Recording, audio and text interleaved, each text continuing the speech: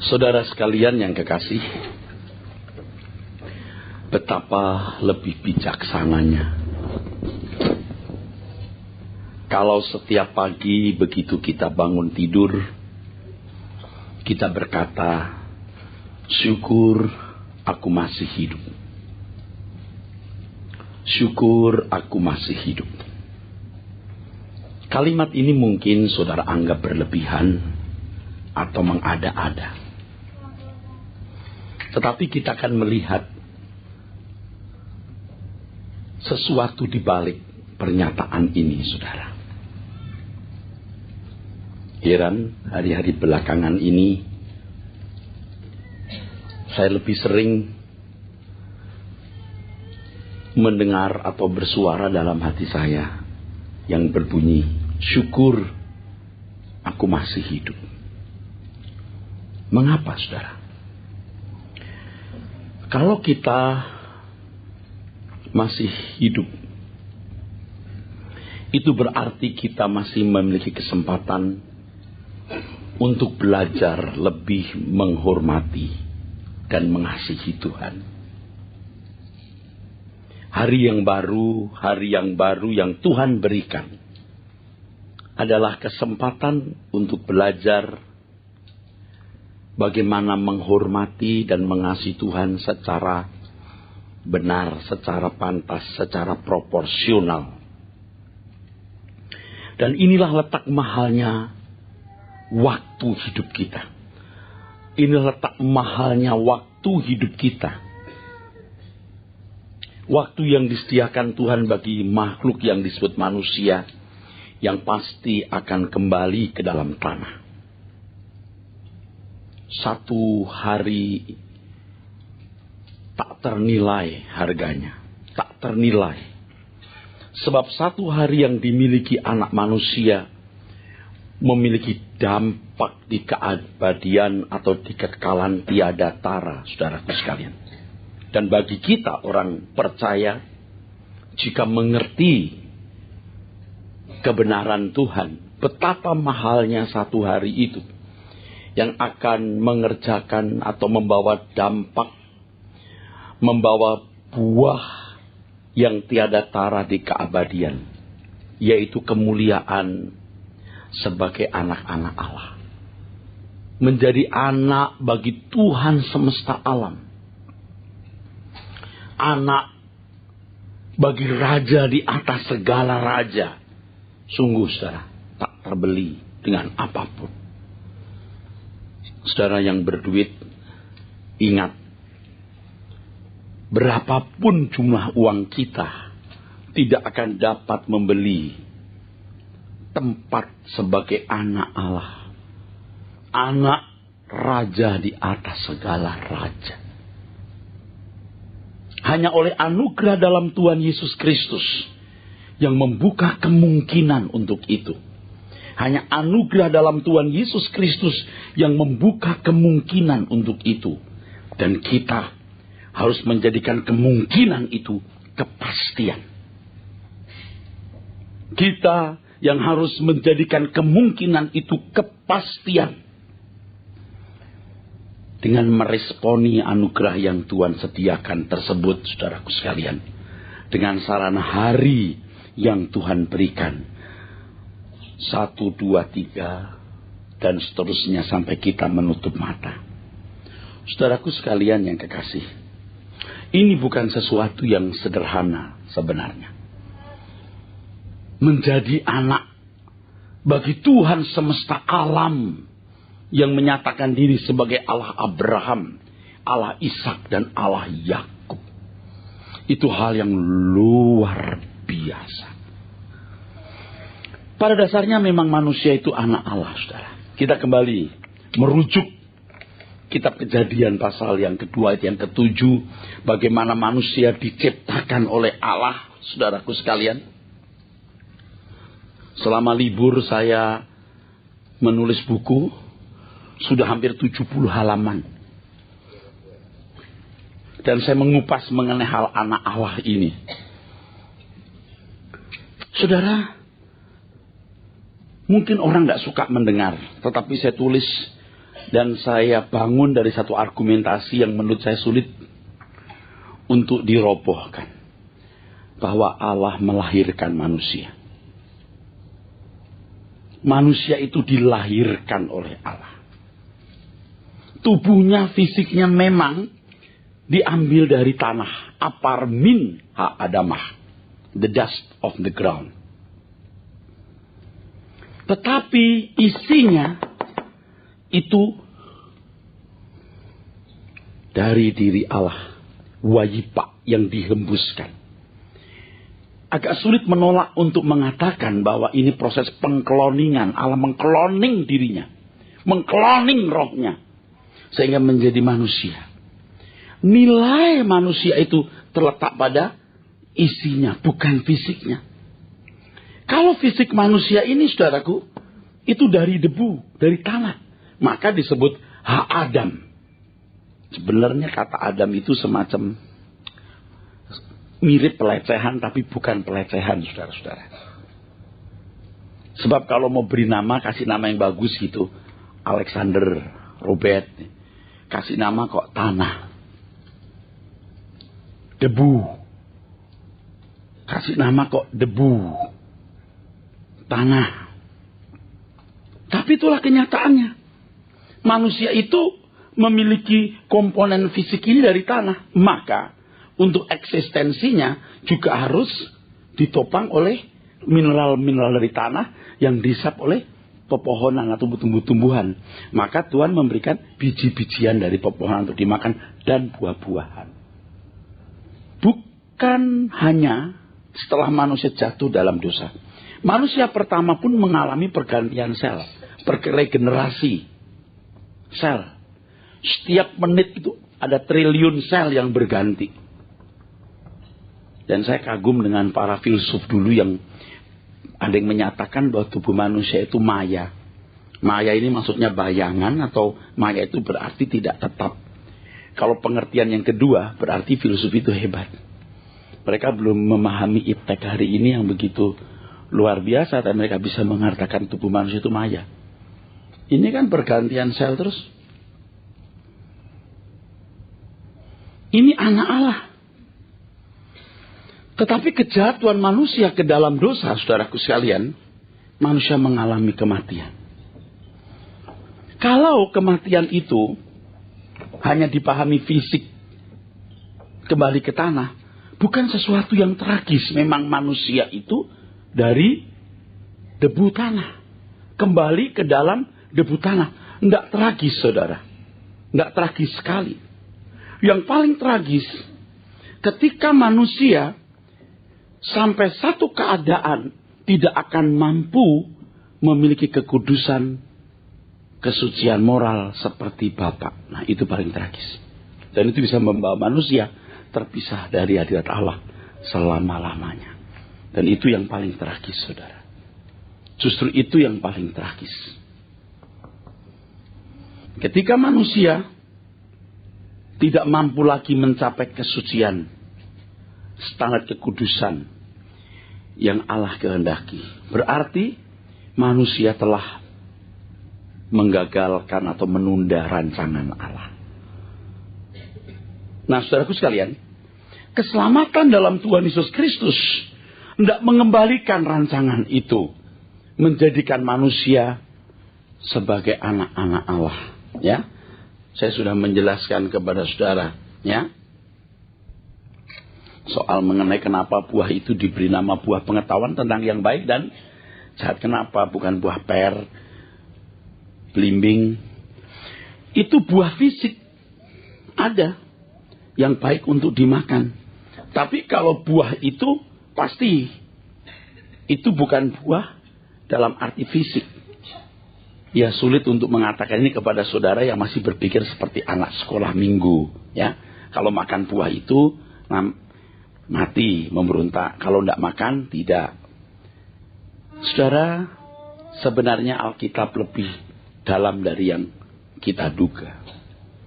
Intinya adalah, apa yang kamu konsumsi? Kalau kamu mengkonsumsi sesuatu yang bukan dari Allah, sampai understandingmu rusak, kamu tidak bisa mencapai standar kesucian Allah. Ingat ketika manusia sampai titik di mana dia malu ngelihat ketelanjangan doa. Apa sebelumnya enggak telanjang. Yang salah telanjangnya atau cara berpikir atau mindset, sudut pandangnya.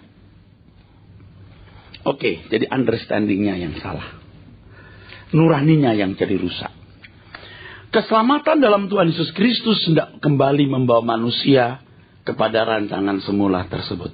Maka ia diberi kuasa supaya menjadi anak Allah. Dan di antara kuasa itu, penebusan jelas kita dibeli, ditebus, kita menjadi milik Tuhan. So, dengan menjadi milik Tuhan, Dia bisa memberikan kita meterai. Meterai itu adalah Roh Kudus. Ingat Kejadian pasal 6, ada anak-anak Allah dan anak-anak manusia. Anak-anak Allah itu ada orang-orang yang masih punya kemungkinan dipimpin oleh Roh Allah, tapi ketika manusia, maksud saya, anak-anak Allah, keturunan Set yang masih bisa dituntun oleh Roh Allah, kawin campur dengan anak manusia yaitu keturunan Kain, dan Allah berkata, daging adanya, maka Roh Allah undur. Nah, di zaman penggenapan, zaman anugerah, Roh itu kembali dimeteraikan. Diberi kuasa, exousia, right, privilege, hak, privilege, supaya menjadi anak Allah. Kita buka dulu Roma pasal 8 ayat 14. Roma 8 ayat 14, saudaraku. Roma 8 ayat 14, demikian firman Tuhan. Semua orang yang dipimpin Roh Allah adalah anak Allah. Ya. Saudara, di dalam bahasa Yunani ada dua kata yang diterjemahkan oleh bahasa kita, bahasa Indonesia, dipimpin. Yang pertama, aku. To lead, to bring, to carry. Yang kedua, stoiko. Ini di Roma berapa tadi? 8:14. Nanti kita lihat juga Galatia pasal 5 ayat 18. Stoiko ada di Galatia pasal 5 ayat 25. Yang dipimpin oleh Roh Allah adalah anak Allah. Tidak mungkin manusia menjadi anak Allah tanpa dibawa, tanpa diago oleh Roh Allah. Tidak mungkin. Allah memberikan kita modal, capital, kuasa, privilege, supaya menjadi anak-anak Allah. Ini Roh Allah membawa kita. Tetapi saudara, kalau yang dibawa tidak bisa. Kalau dibawa tidak mau, tidak bisa. Tadi saya mengucapkan satu kalimat. Kemungkinan itu harus menjadi kepastian. Nah, kita baca Galatia 5 ayat 25. Galatia 5 ayat 25. Jikalau kita hidup oleh Roh, baiklah hidup kita juga dipimpin oleh Roh. Nah, dipimpin di situ stoikomen. Juga diterjemahkan bisa to lead, tapi juga bisa berarti berjalan seirama. Seperti marching, seperti berjalan, marching. Berjalan seirama. Hebat sekali, saudara. Ini bukan sekarang, Anda lihat aja kamu sendiri. Begitu nggak tulisannya? Ya. Berjalan seirama. Nah, ini prosesnya gimana, ya? Kita harus tahu. Tadi saya katakan dipimpin aku, to bring, itu di Roma 8:14, juga di Galatia pasal 5 ayat 18. Tentu kita harus jujur kalau belajar Alkitab itu harus misalnya satu kata dipimpin. Di mana ada kata dipimpin? Ada kata stoiko, stoikomen. Ya, di mana ada? Eisomen pneumatikai stoikomen. Jika kamu terhidup oleh Roh, baiklah kamu dipimpin. Tapi teks aslinya stoikomen. Terjemahan bahasa Indonesia versi lama, berjalan di dalam Roh. Terjemahan bahasa Inggris, walking in the Spirit. Terjemahan kita dipimpin oleh Roh. Saya nggak ngerti itu. Nah, yang membuat orang bisa bingung itu kalau baca Galatia 5:18. Ini juga dipimpin. Oke, baca dulu. Galatia 5 ayat 18. Akan tetapi, jikalau kamu memberi dirimu dipimpin oleh roh. Nah, dipimpinnya pakai aku itu. Terus? Maka kamu tidak hidup di bawah hukum Taurat. Nah, tapi di bawahnya kata stoiko juga diterjemahkan. Dipimpin lagi, mesti berjalan seirama. Stoiko. Eistomen. Pneumati kai stoikomen. Teks aslinya begitu tuh di Galatia 5 ayat 25. Ya. Saudara, Galatia 5 ayat 18. Kalau kamu memberi dirimu dipimpin oleh roh, kamu tidak hidup di bawah hukum Taurat. Artinya begini, kamu bisa benar bukan karena hukum. Kamu bisa baik bukan karena ancaman peraturan, tapi karena kamu punya irama. Jadi bukan karena ada hukum kamu jadi baik, tapi karena ada irama dalam dirimu. Maka ayat berikutnya menghasilkan buah-buah roh. Betul? Ada buah roh, buah daging. Irama. Pohon mangga tidak mungkin menghasilkan buah durian. Tidak mungkin. Pasti keluar mangga. Itu sudah kodratnya. Iramanya dari dalam keluar. Gitu saudara. Ya. Dalam apa keluarnya begitu. Jadi seseorang bisa menjadi baik bukan karena ancaman, bukan karena peraturan atau karena hukum, karena menjadi baik. Nah, lalu di ayat berikutnya buah-buah ya, ada buah roh, buah daging. Lalu ayat 24 tadi belum kita baca. 24 perlu. Barang siapa menjadi milik Kristus Yesus. Barang siapa menjadi milik Kristus Yesus. Ia telah menyalibkan daging dengan segala hawa nafsu dan keinginannya. Nah, sementara saya menulis satu buku yang judulnya Dipimpin oleh Roh atau Hidup Menurut Roh, saya tiba-tiba saya tulis yang lain, tidak masuk di situ rasanya, mengenai penebusan. Penebusan. Apa sih penebusan itu? Penebusan. Kalau orang memberi diri ditebus oleh Tuhan Yesus, kan menjadi milik Tuhan, bukan? 1 Korintus 6, 19-20, bahwa kamu bukan milik kamu sendiri. Allah bisa memeteraikan rohnya dalam diri orang itu. Iblis tidak bisa bicara. Segala kuasa di surga di bumi dalam tanganku, kata Tuhan Yesus. Sekarang aku berhak untuk mengembalikan milikku ini kepada rencanaku semula. Masalahnya orang-orang itu mau nggak diarahkan. Itu masalahnya. Mau nggak diarahkan.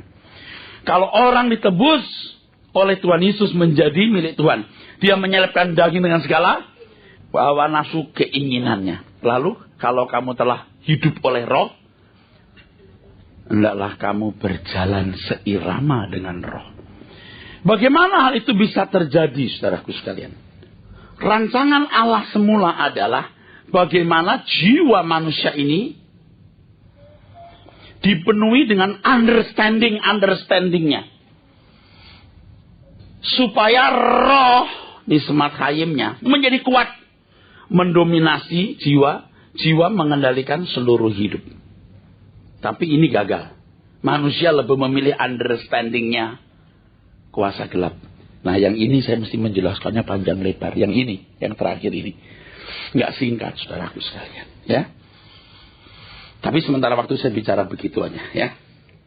Nah, lalu proses keselamatan yang dikerjakan oleh Allah melalui Roh Kudus. Oke, sekarang kita ambil gambar begini, saudara.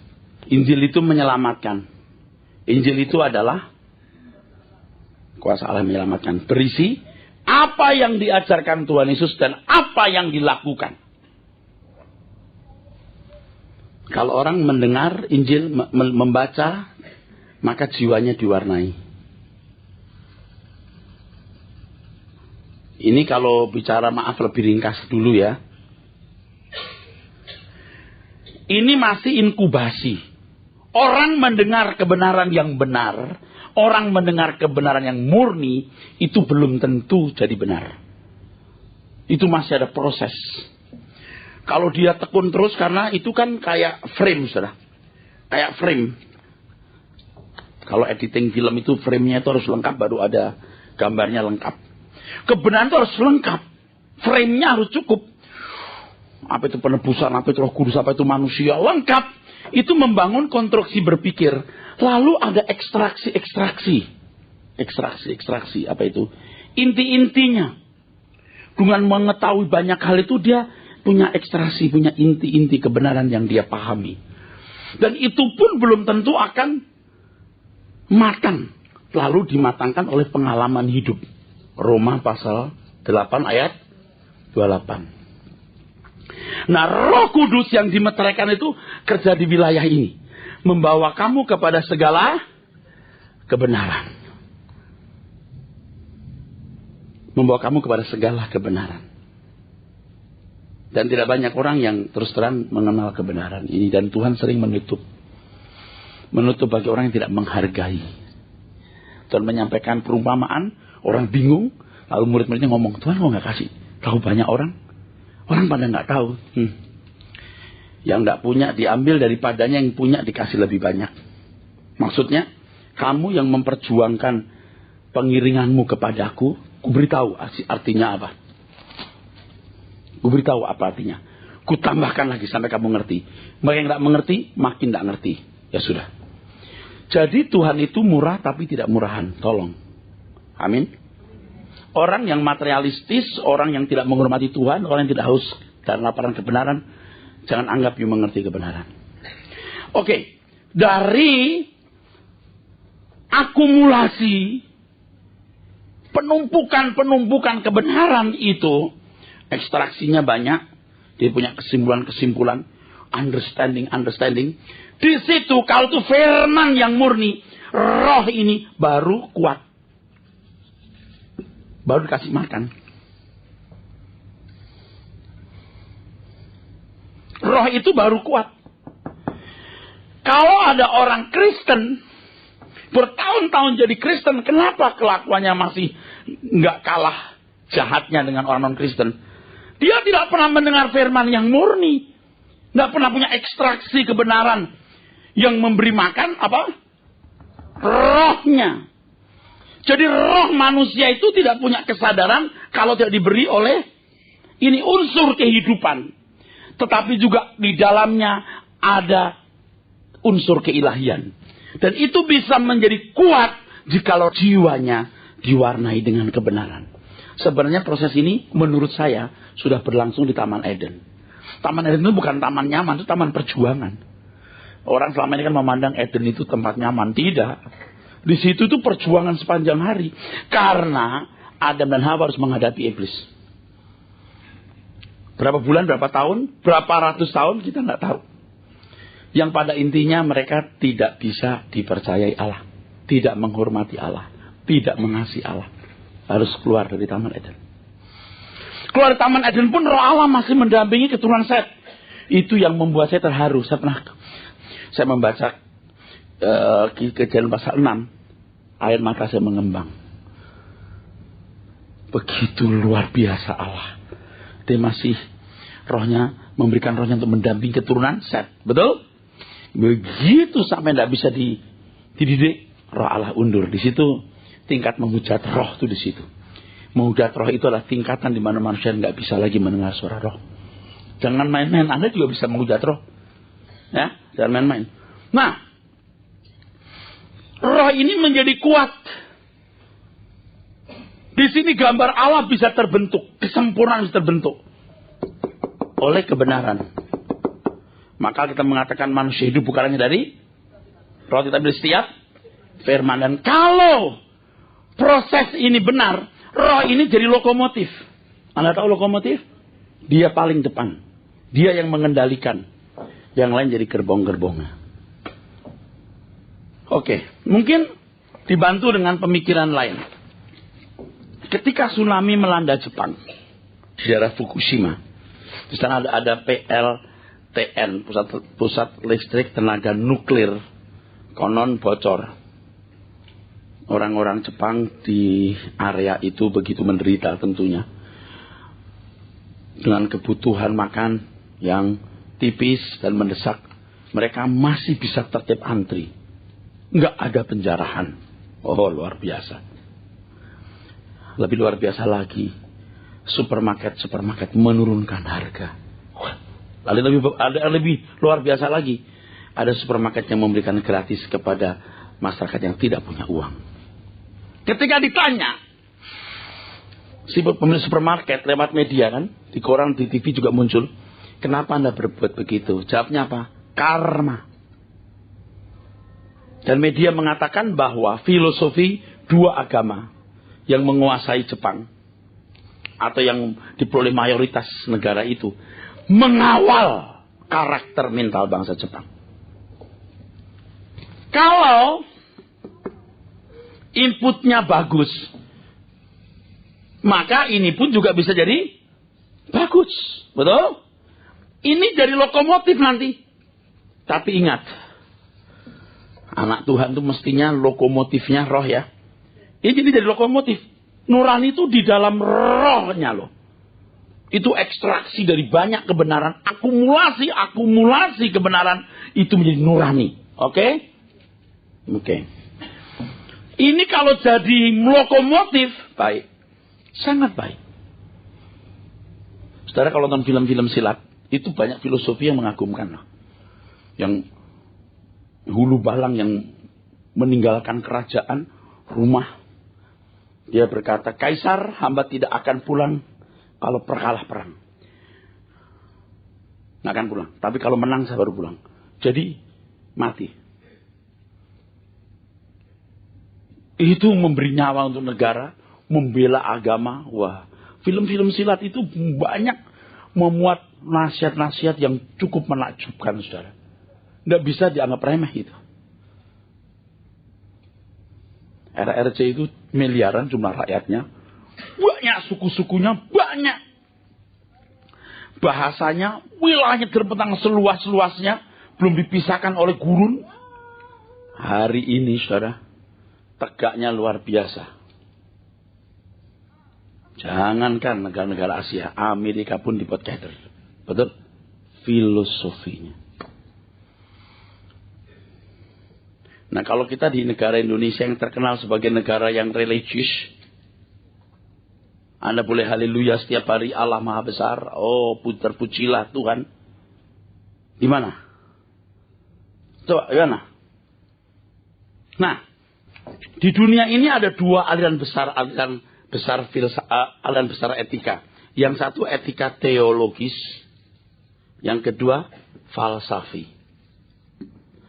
Ini agama, ini sekuler. Ini wahyu, ini wisdom, manusia. Ini transempiris, ini empiris. Ini transcendent, ini imanen. Tidak melampaui batas pikiran manusia. Agama di sini maksudnya ya berbagai agama kan ada filosofinya ya saudara. Etika teologis. Kita punya etika teologis dasarnya Alkitab. Dan saya bisa melihat karena saya ada di lingkungan sekolah teologi ya. Teolog Kristen itu anti banget dengan ini. Ini dianggap rendah sekali. Kalau jujur tidak. Tidak semua filosofi itu buruk. Kenyataannya banyak bangsa di dunia yang tidak punya agama, tapi kelakuannya baik. Orang Singapura ya, ditanya, Anda agamanya apa? I'm free thinker. Bangga banget tulisan aku free thinker itu. Dompet ketinggalan di taksi, dia cari kita di hotel, mengembalikan dompet itu. Free thinker. Dalam kebebasannya berpikir, dia tahu bahwa yang bukan miliknya tidak berhak dia miliki. Orang Eropa di hari ini banyak bukan Kristen. Itu Kristen kulit. Itu betul-betul sekuler. Tapi bisa tertib nggak? Menghargai humanis. Menghargai kemanusiaan nggak? Itu sudah masuk ke sini, saudara. Nggak kenal agama lagi. Tapi banyak orang Kristen, ini anti, ini nggak tahu. Lu punya apa sekarang? Ketika pemilik Pemilik supermarket di Jepang diwawancari seorang wartawan, mengapa Anda bisa memberikan gratis kepada masyarakat yang tidak punya uang? Jawabnya apa? Karma. Wah, hebat kan? Karma. Apa orang Kristen nggak punya karma? Ada. Mirip karma. Yang kamu tabur, kamu tuai. Mestinya menabur dalam roh, menuai kemuliaan. Menabur dalam daging, menuai kebinasaan. Mestinya. Tapi dibalik sama beberapa pendeta. Kalau kamu kasih duit 1.000, jadi 5.000. 10 juta, jadi 60 juta. Rusak nggak? Nggak membangun konstruksi berpikir yang benar. Kalah itu sama orang-orang kafir. Kalau mereka tahu karma. Ini malah Tuhan yang diajak dagang. Apa nggak rusak? Tetapi kalau kebenaran murni yang diajarkan Alkitab, saudaraku sekalian. Sampai pada satu kesimpulan, Anda punya nurani ilahi. Ketika seseorang punya nurani ilahi, Allah yang tahu itu, ya, nurani ilahi. Allah membaca ini, nurani ilahi ini. Allah menemukan anaknya di sini. Bukan orang yang berseru kepadaku, Tuhan, Tuhan yang masuk kerajaan Allah, tapi yang melakukan kehendak Bapa. Melakukan kehendak Bapa itu bukan makan hukum. Oh, masuklah dalam hatiku ya Tuhan, bertahtalah. Itu banyak mulut mengatakan itu, padahal kenyataannya Tuhan jadikan hulu balang atau pengawal. Mestinya Tuhan jadi hukumnya, Tuhan jadi rajanya. Allah menemukan nuraninya di sini. Seringkali ya, kedagingan karena karakter ya, itu masih salah. Betul. Tapi orang yang punya nurani berkembang, pertama, dia tidak pernah merasa sudah sempurna. Dia akan merasa masih jauh dari kesucian Allah. Karena dia akan melihat kesucian Allah dan membandingkan dirinya jauh. Yang kedua, dia akan selalu sadar waktu dia bersalah. Kedagingannya masih sekali-kali muncul. Aduh, salah. Ya.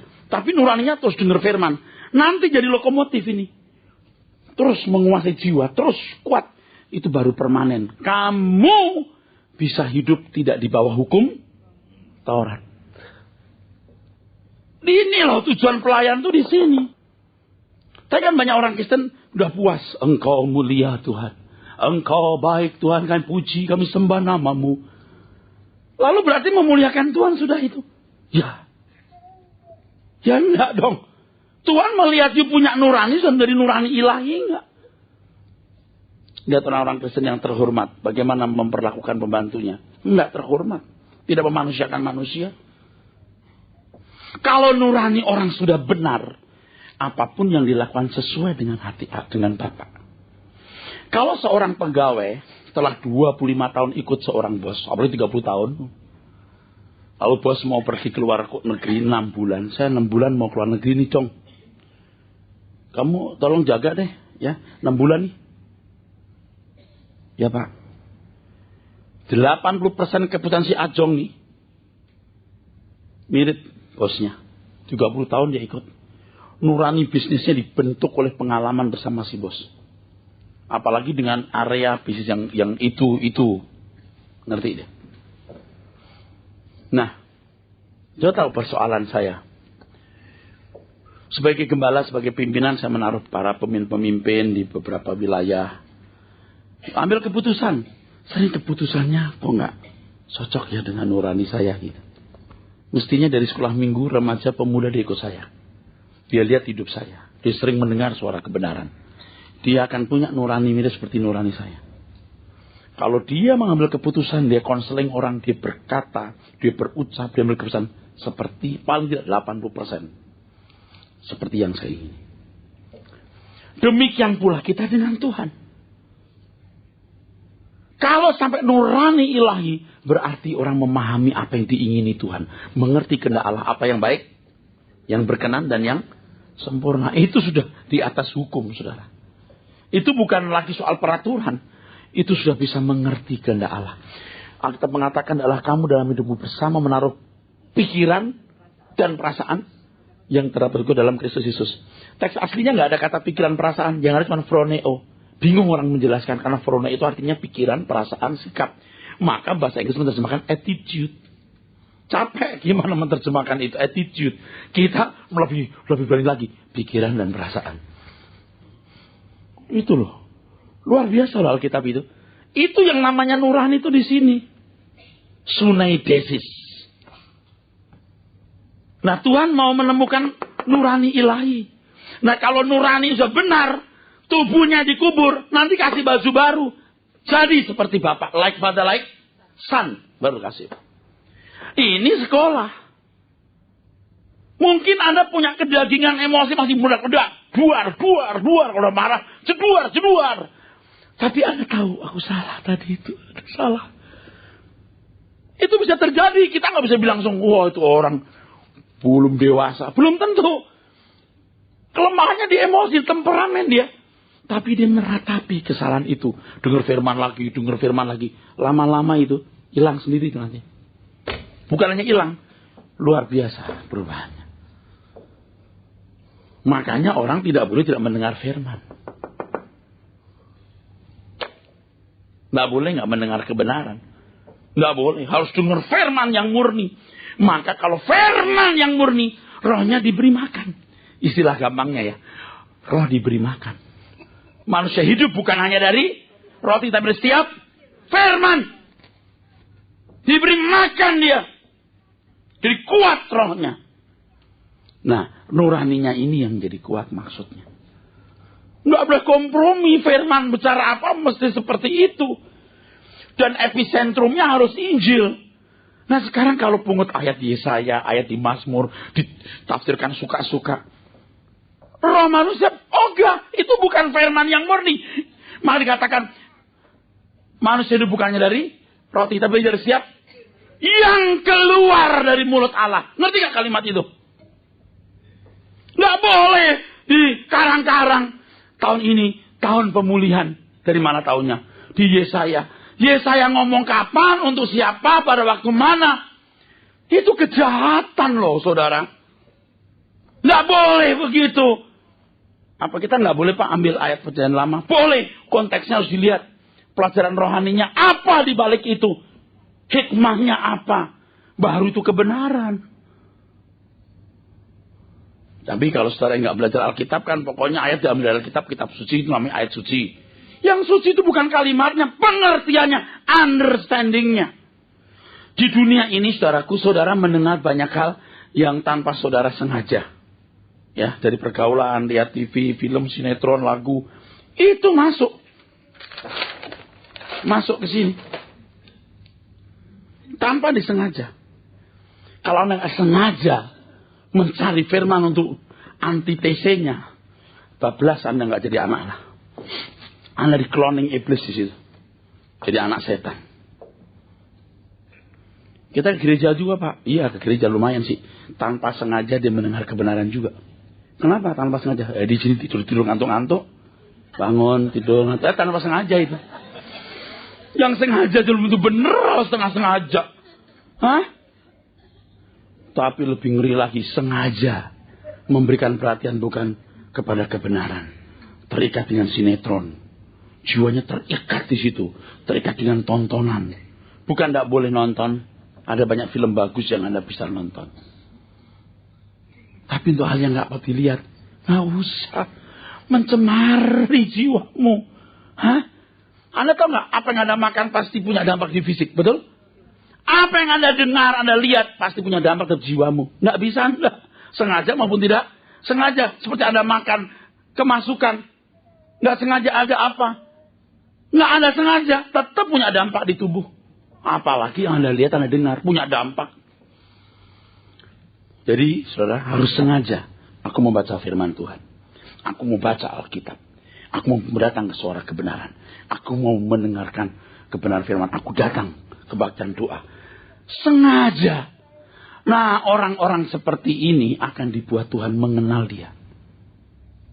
Suami istri. Hidup bersama 25 tahun lebih. Satu kali istri bisa berkata begini. Aku gak kenal suamiku begini. Aku kok bisa gak ngerti dia bisa begini. Hidup bersama bisa gak ngerti. Manusia saja susah dipahami. Betul gak saudara? Apalagi Tuhan yang gak kelihatan. Nanti dulu. Kalau manusia tricky, munafik, Allah gak bisa. Itu masalahnya. Dan Tuhan berjanji. Kalau kau mencari aku, kamu akan menemukan. Dan Tuhan gak tricky. Kalau manusia bisa tricky. Allah tidak. Nah, Anda sengaja nggak mencari Tuhan sampai Anda menemukan dia. Itu masalahnya. Berapa waktu yang Anda investasikan untuk itu? Maka begitu kita bangun tidur, kita berkata, syukur aku masih hidup. Kesempatan aku belajar. Itu loh maksud saya, saudaraku sekalian. Jadi itu berharga sekali waktu yang Tuhan berikan. Dengarkan CD khotbah, baca renungan, Truth, majalah Truth. Terus Anda belajar dengar khotbah. Anda harus investasi. Bagaimana buat kemungkinan itu menjadi kepastian. Dan usaha ini bukan jasa loh. Kalau Allah menjadi manusia menyediakan Roh Kudus menuntun kita kepada segala kebenaran, itu anugerah. Dan kita menyambut anugerah tersebut, saudaraku sekalian.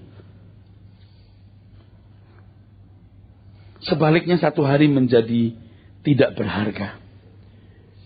Bahkan bencana, kalau tidak digunakan untuk belajar sungguh-sungguh menghormati dan mengasihi Tuhan dengan memperbaharui manusia batiniah. Manusia lahiriahku semakin merosot. Manusia batiniahku dibarui. Itu maksudnya. Manusia batiniahnya. Oleh sebab itu di Efesus pasal 5, ayat yang keempat. Bangkit kamu. Bangun kamu dari tidur. Nah, jangan kamu bodoh. Gunakan waktu yang ada. Karena hari-hari ini adalah jahat. Hari jadi jahat kok? Enggak. Hari masih 24 jam. 1 jam masih 60 menit. Yang jatuh suasananya. Dan kalau Anda salah urus hari, you menyia-nyiakan anugerah yang tidak bisa dibeli, saudaraku. Waktu itu pun sebenarnya anugerah yang tidak bisa dibeli. Evil, jahat, poneros. Kata poneros ini juga digunakan Tuhan dalam doa Bapa kami. Dan jangan nambah kami dalam, lepaskan kami daripada yang poneros, evil. Selain kata poneros ada 2 kata yang lain, kakos dan paulos. Kakos kayak kakus ya. Paulos ya. Keburukan umum. Tetapi poneros ini bicara soal hasrat. Kejahatan dalam hasrat, dalam niat evil. Doa Bapak kami bukan sekedar formula kalimat doa.